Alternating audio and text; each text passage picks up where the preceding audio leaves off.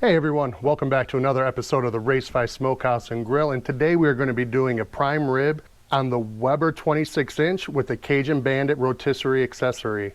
Check it out. This is going to be awesome.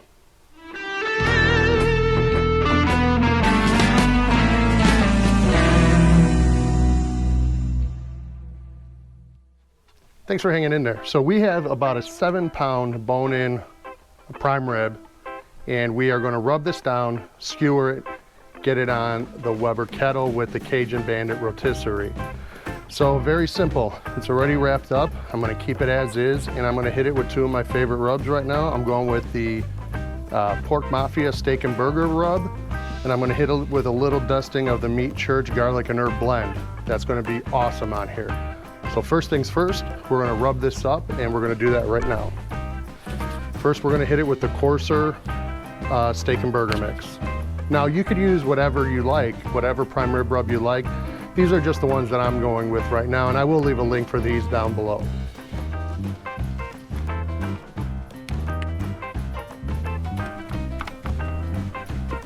And both of these rubs smell great. And if you can see down here, this is the bone, and once it's done cooking, this bone's actually going to come off. Once we cut the strings, we're going to pull the bone off. So we're not going to need to rub down here. We're just going to try to get the top and all the sides.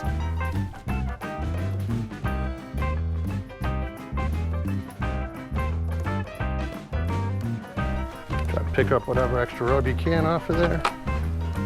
There you go. Perfectly rubbed up and ready to go. So next step is to get this onto the smoker, but we have to skewer it with the rotisserie attachment. So first thing I like to do is put the skewer onto the grill and measure where I'm going to have it cooking, so I'm not too far off one side or on the other side, because not all pieces of meats are the same size, right? So I always want it in the center. So let's go show you how to do that. Okay, so the skewer is going to go into the top here, and then this nut is going to hold it in place here as it rotates. So the key is to get this nut on here, and then so it doesn't move or jiggle out of place. So as you can see, our prime rib's about this big. So I'm going to want to move this to here. So when I slide that prime rib over the skewer, there's going to be plenty of room to sit nice in the middle. All right, now let's go get that meat on here since we have this set up the way we want it. Okay, now the fun part. We're going to get this through the meat to keep it in place as it spins over the fire. Now I'm going to punch this right through the middle. That way the claw will have something to hold on to.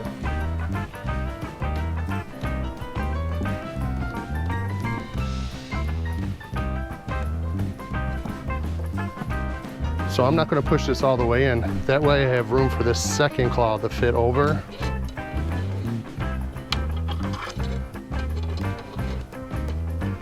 And get in here and hold it in place. Okay. Now this thing isn't going to go anywhere once it's tightened up. Now we're going to go get this on the grill, and it's going to rotate nice and evenly over the fire until it's done. We're going to cook this till about 135 internal. Pull it off, put a tent on it, let it rest for maybe 15-20 minutes, and then slice it and get into it. I'm not quite sure how long it's going to take right now. All meats cook different, but we are going to keep managing the temp, the internal temp, with a instant read thermometer. That way we know we don't undercook it or overcook it. So let's go get this on the grill. Okay, so we're going to get this meat on right now.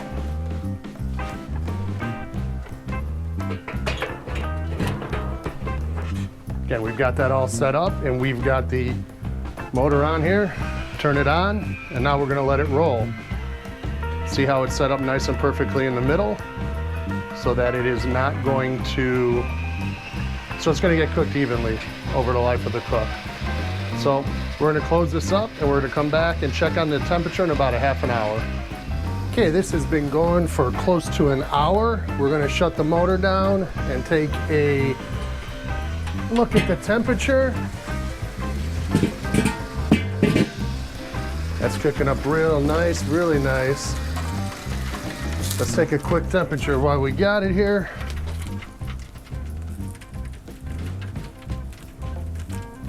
About 125 actually go a little deeper, about 110. Yeah, so we're getting there. We're getting there close. Cooking up real nice. Bones are coming out. So we're gonna let it go probably another 15 minutes and then see what we get. I did notice that the one claw had come out, so I went ahead and I pushed it back in and tightened it back up. Okay, this thing is done. We got to an internal temperature of 135 or so. I got my cloth gloves on because this is still hot. What I'm gonna do is remove these steaks. Pull this one back.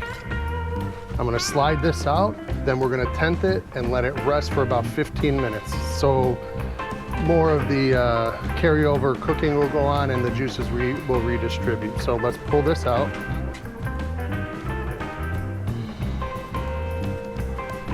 Set this off to the side. Now I'm gonna get some foil, tent this up for about 15 minutes or so. This looks great, nice. That fat has charred up real nice. That's gonna give some great flavor when we cut it. Okay, let's tent this up.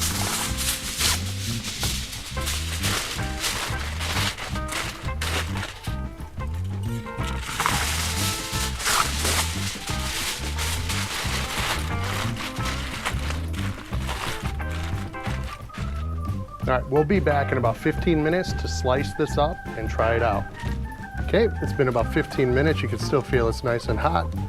We're gonna take this off and slice it up.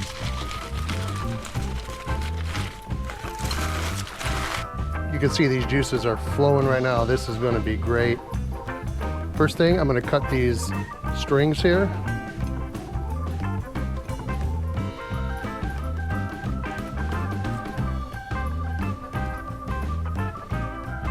Okay, we cut the strings. I'm gonna flip it over and we are going to remove the strings. And as you see, they had already trimmed into this. So we're gonna take this part off here too. This could be saved for something. I'm gonna get rid of it. Let's slice this bad boy up. I'm gonna cut it into, 1.5 inch size pieces. Oh man, that looks so good. Look at that. Juice is flowing out of there. You got this great crust from the rotisserie being right next to the flame.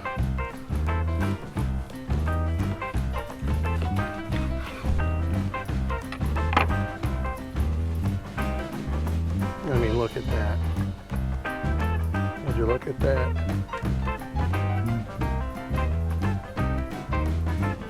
Absolutely beautiful.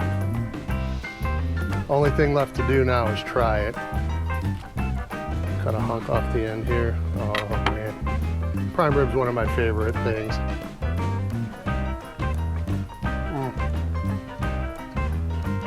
It's so tender.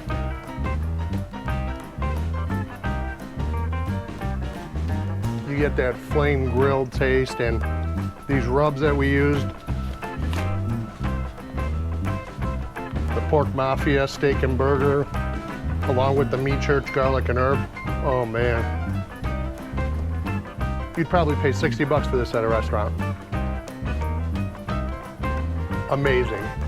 Again, you could use whatever rub you want, salt, pepper, garlic, or whatever prime rib rub you have at home will work perfect. But if you have a rotisserie, you gotta do a prime rib on there. It's out of this world. If you like what we're doing here, please give me a thumbs up and a subscription. Check us out on social media, and we'll see you next time. We appreciate it. Take care. Thanks.